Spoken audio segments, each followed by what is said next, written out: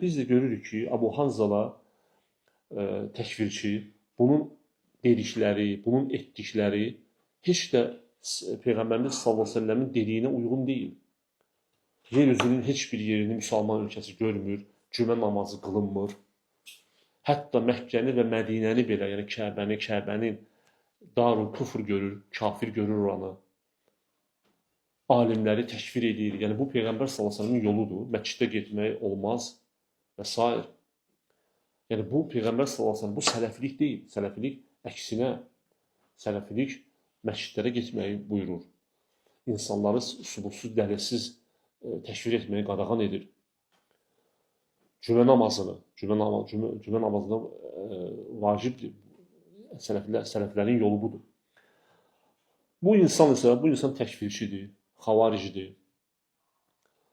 Hələ əqidəsini axtarsan başqa bir çox batil fikirlər və s.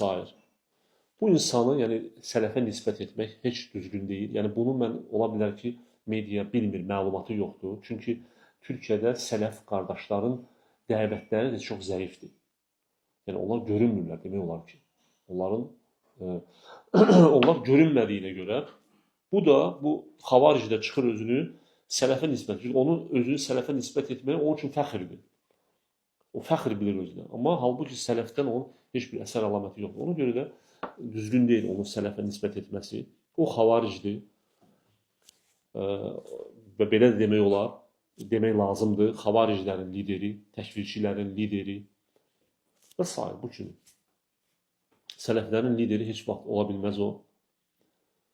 Çünki sələfilik onun etdiyi əməllərdən, onun əqidəsindən uzaqdır.